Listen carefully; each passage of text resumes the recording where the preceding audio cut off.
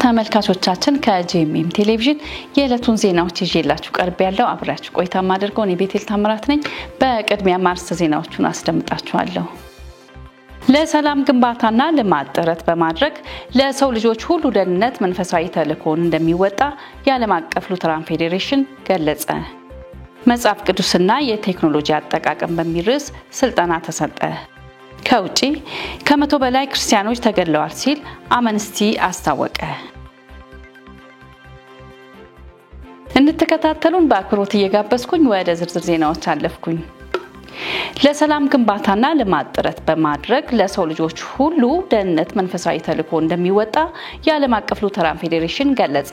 ፌዴሬሽኑ ለሰላም ግንባታና ልማት ጥረት በማድረግ ለሰው ልጆች ሁሉ ደህንነት መንፈሳዊ ተልእኮ እንደሚወጣ የተገለጸውም በአዲስ አበባ ከተማ በተካሄደውና በአፍሪካ የመጀመሪያው የዓለም አቀፍ ሉተራን ፌዴሬሽን ምክር ቤት ትላንት በተጠናቀቀው ስብሰባ ላይ መሆኑንም ተናግሯል። ከዓለም አቀፍ ካሉ 55 የዓለም አቀፍ ሉተራን ፌዴሬሽን አባል ቤተክርስቲያናት ተወካዮች የተሳተፉበት ውጤታማ ስብሰባ እንደሆነም ተጠቁሟል። የዓለም አቀፍ ሉተራን ፌዴሬሽን ፕሬዝዳንት ጳጳስ ሄንሪክ ስቱፕኬር ለኢዜአ እንዳሉት ፌዴሬሽኑ የተመሰረተው ከሁለተኛው የዓለም ጦርነት በኋላ እንደ አውሮፓውያን የዘመን ቀመር በ1947 ነው። የፌዴሬሽኑ እሴቶች በሰው ልጆች ዘንድ ሁሉ ወንድማማችነት እንዲጎለብት፣ ጥላቻ እንዲርቅ፣ ሰላምን አብዝቶ መስበክ፣ ለልማት ማገዝ ነው ብለዋል። ለሰላምና ልማት እገዛ እንደሚያደርግ ተቋም በዓለም ዙሪያ ሰላም እንዲሰፍን፣ ልማት እንዲስፋፋ መስራት ይገባል፣ እኛም አብረን እንሰራለን ብለዋል። የኢትዮጵያ ወንጌላዊት ቤተክርስቲያን መካነ ኢየሱስ ፕሬዝዳንትና የፌዴሬሽኑ ምክትል ፕሬዝዳንት ቄስ ዶክተር ዮናስ ሲገዙ በበኩላቸው የፌዴሬሽኑ ተልእኮ የሰላም ግንባታ መሆኑን ገልጸው የኢትዮጵያ ወንጌላዊት ቤተክርስቲያን መካነ ኢየሱስ ለመንግስት የሰላም ጥረት የምታደርገውን ድጋፍ አጠናክራ እንደምትቀጥል ተናግረዋል። ስብሰባው የኢትዮጵያ ዓለም አቀፍ ኩነቶችን በብቃት የማስተናገድ አቅም እንዳላት ያሳየ መሆኑንም ተናግረዋል። የዓለም አቀፍ ሉተራን ፌዴሬሽን ዋና ጸሐፊ ቄስ ዶክተር አኔ በርክርሃርድት በምክር ቤቱ ስብሰባ በዓለም ዙሪያ በአስቸጋሪ ሁኔታ ላይ ባሉ ሰብአዊ ጉዳዮች ላይ የተወያየንበት ውጤታማ ኩነት ነው ብለዋል። በሰዎች መካከል ትብብርና አንድነት፣ ፍቅርና መተሳሰብ እንዲጎለብት የሰላም ሐዋርያነታችንን አጠናክረን እንቀጥላለን ያሉት ቄስ አኒ በርክርሃርድት ዘላቂ ሰላምና ልማት እንዲመጣ በጋራ እንደሚሰሩ ገልጸዋል። የታንዛኒያ ኢቫንጀሊካል ሉተራን ቤተክርስቲያን ጳጳስና የፌዴሬሽኑ የምስራቅና መካከለኛው አፍሪካ ፕሬዝዳንት ፍሬዴሪክ ሾ ስብሰባው የምስራቅና መካከለኛው አፍሪካ ቀጠና በሆነችው ኢትዮጵያ በመካሄዱ ኩራት ተሰምቶናል ብለዋል። መረጃው የኢዜአ ነው። የኢትዮጵያ ወንጌላዊት ቤተክርስቲያን መካነ ኢየሱስ ልማትና ማህበራዊ አገልግሎት ኮሚሽን በሰላም ግንባታ ዙሪያ ስልጠና ሰጠ። የኢትዮጵያ ወንጌላዊት ቤተክርስቲያን መካነ ኢየሱስ ልማትና ማህበራዊ አገልግሎት ኮሚሽን በግጭት የተጎዱ ማህበረሰቦችን በሰላም ግንባታ ዙሪያ በጉሽ ጉማሌ እና ሞያሌ አውራጃዎች እንዲሁም በቦረና ከተማ የአቅም ግንባታ ስልጠና ተሰጥቷል። በስልጠናው በኦሮሚያ ቦረና ዞን ከሚገኙት ሞያሌ፣ ጉቺና ጎሞሌ የተውጣጡ 20 ተሳታፊዎች የተገኙ ሲሆን ከሰልጣኞች መካከልም 6ቱ ሴቶች መሆናቸውንም ተነግሯል። አጠቃላይ የፕሮጀክቱ ወጪ የተሸፈነው በፊንላንድ ኢቫንጀሊካል ሉተራን ሚሽን መሆኑን ታውቋል። መረጃው የኢትዮጵያ ወንጌላዊት ቤተክርስቲያን መካነ ኢየሱስ የልማትና አገልግሎት ኮሚሽን ነው። መጽሐፍ ቅዱስና የቴክኖሎጂ አጠቃቀም በሚል ርዕስ ስልጠና ተሰጠ። በሲዳማ ክልል በሐዋሳ ከተማ ለሚገኙና ከተለያዩ አብያተ ክርስቲያናት ለተወጣጡ ወጣቶች መጽሐፍ ቅዱስና የቴክኖሎጂ አጠቃቀም በሚል ርዕስ ስልጠና ተሰጥቷል።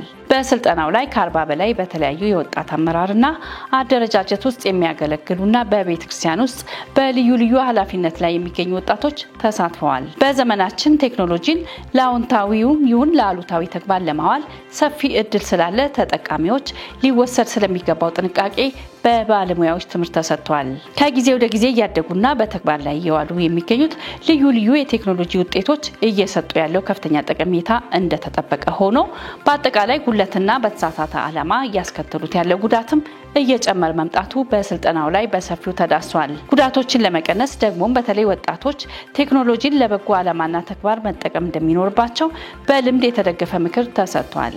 ከዚህ በተጨማሪም የጤናማ የቴክኖሎጂ አጠቃቀም ለሀገር፣ ለማህበረሰብ፣ ለቤተክርስቲያን የሚሰጠውን ጠቀሜታ በተመለከተ በጥናት ላይ የተመሰረተ ጽሑፍ በባለሙያዎች ቀርቦ ውይይት ተደርጎበታል። መረጃው የኢትዮጵያ መጽሐፍ ቅዱስ ማህበር የወጣቶች ክፍል ነው። ከውጭ ወዳገኘናቸው ዜናዎች ስናልፍ በናይጄሪያ ከ100 በላይ ክርስቲያኖች ተገድለዋል ሲል አምነስቲ ገለጸ። ዳንኤል አንተነህ ዝርዝር አለው።